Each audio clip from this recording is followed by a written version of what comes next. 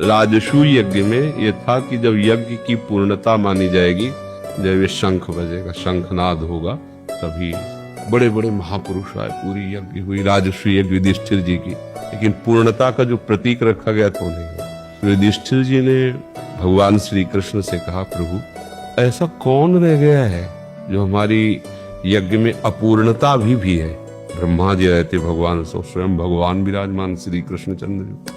भगवान ने कहा, अति दैन्य और गुप्त भजन करने वाला भी महापुरुष प्रसाद नहीं पाया, अगर वो पाले तो अभी यज्ञ की पूर्णता हो।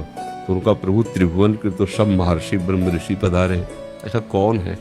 उनका आपके नगर में ही है। हमारे नगर में इतना महाभागवत रहता है बड़ा, और हम आज तक जाने नहीं। कुल जाने के आपके घर भी आता है, कौन है प्रभु? तो बचा सुपच पालने की, रोज दोना पत्तल फेंकने आते थे। अच्छा, बोले महाभाग निरंतर नाम जप करते, हमारी आराधना कोई जानता नहीं, अपने कुछ पाके दैन्य भाव से ऐसे जाओ निमंत्रण दो उनको। तो भीम और अर्जुन जी पहुंचे तो कोई उनके स्वरूप को नहीं जाना। चित्रपट विराजमान के अश्रु प्रवाह करते भगवान के सामने वो बैठे थे। जो देखा कि भीम अर्जुन आए, सो तत्काल पर्दा किया कि हमें कोई जान न पावे। भीम अर्जुन ने हाथ जोड़ा, आपका निमंत्रण, उनका मालिक, तो 2 कौड़ी के नौकर हैं आपके, दोना पत्तल फेंकने, आप निमंत्रण, हम रोज आपका ही तो जूठन खाते हैं, जो पत्तल और फेंकने पर जो मिलता है वही हम। उनका नहीं, भगवान ने कहा। उनकी दृष्टि बदली भगवान पे कि ये चैन से भजन नहीं करने देते। अरे हमें कोई जानता नहीं था, चुपचाप भजन कर रहे थे। वे राजा लोग सम्मान करेंगे, यश होगा, भीड़ लगेगी, हमारा भजन रुकेगा।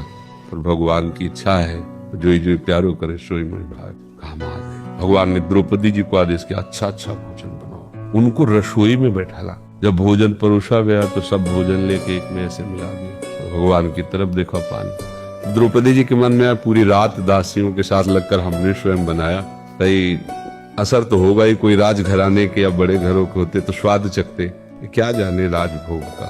वो प्रसाद पा लिया, घंटा नहीं बजा, शंख नहीं बजा, जो आखिरी। तो उनका प्रभु इन्होंने भी बोले, आपसे अपराध बन गया इनके प्रति। कोई किससे बना? द्रौपदी जी का हमारे मन में ऐसी सोच आई थी। तो बोले, आप ही प्रश्न करके देख।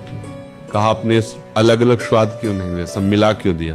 बोले, वस्तु का स्वाद तो प्रभु आप लेते हो, हम तो प्रसाद पाते हैं, इसलिए सब मिला के। तब द्रौपदी जी को पता चला कितने बड़े, उनके पाने पर 1 घंटा बजने, उनके पाने। तो आप देखो क्या है वो, बाहर से दोना पत्तल उठाने की झबिया, हाथ में झाड़ू, और भगवान कितनी नजर रखते हैं उन पर, कितनी मान्यता है कि बड़े बड़े ब्रह्म ऋषियों को लघु कर दिया उनके सामने और उनको बैठा, अहो वत्सो पुष्पो गरियान या जिद्भाग्य वर्तते राम तुभ्यम।